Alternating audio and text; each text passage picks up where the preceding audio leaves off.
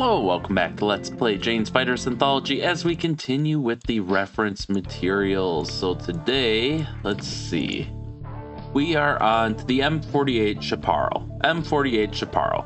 Title, Laurel Aeronautic M48 Chaparral, M48A1 Chaparral, M48A2, and M48A3 Improved Chaparral. Low altitude self-propelled surface-to-air missile systems. Development.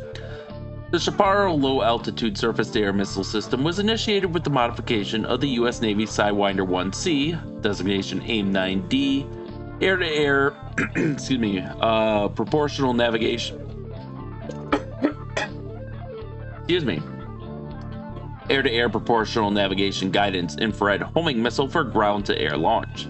Study and evaluation of the Chaparral began in 1964 at the Naval Weapons Center, China Lake, California. The following year, a development contract was awarded by the U.S. Army Missile Command, MICOM, to Laurel Aeronautic, formerly Ford Aerospace Corporation, formerly Philco Ford Corporation, Newport Beach, California. Development and testing were undertaken by Laurel Aeronautronic, the Naval Weapons Center, and at the White Sands Missile Range in New Mexico. First production missile systems were delivered to the U.S. Army in 1969. Laurel Aeronautronic produces the M54 Launch and Control Station, improved missile guidance sections, and test equipment, as well as being responsible for overall system integration. Description: a standard configuration Chaparral fire unit consists of two main elements, a tracked carrier and the M54 missile launch station. The carrier is designated the M730 and is based on the M548 tracked cargo carrier, which in turn uses components of the M113A1 armored personnel carrier. The crew of four is driven by U.S. Army human consideration factors concerning the...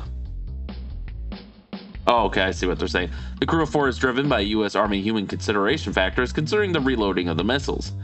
The four comprise a squad leader who makes the target selections, identifications, and issues the fire orders.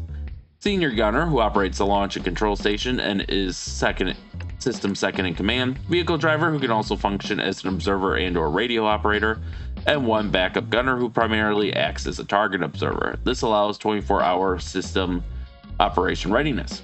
Specifications: MIM-72G missile, length 2.91 meters, diameter 0.127 meters, wingspan 0.63 meters, launch weight 86.2 kilograms, propulsion solid propellant rocket motor.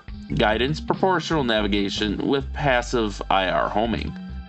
Warhead: 12.6 kilogram HE blast fragmentation with proximity fuse. Max speed: Mach 1+. Max effective range: helicopter target 8,000 meters, aircraft target 9,000 meters. Minimum effective range: 500 meters. Max effective altitude: 3,000 meters plus. Minimum effective altitude: about 15 meters.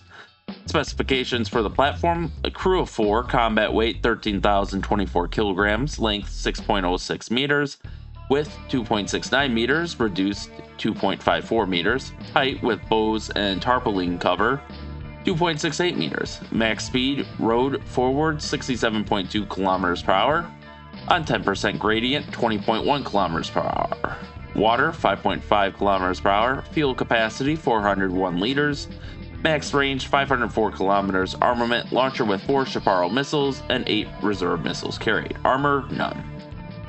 Here we can see one of the tracked launchers with the 4 ready-to-fire missiles, and then a parade of them apparently. I can't. Oh, I wonder if this is Taiwan, because I see the Chinese characters in the background, although it could be Japanese too.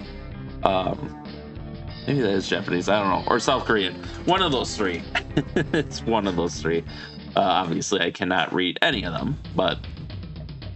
And then for 3D view... interestingly, the model seems glitched because they only show 2 ready-to-fire Sidewinders instead of 4.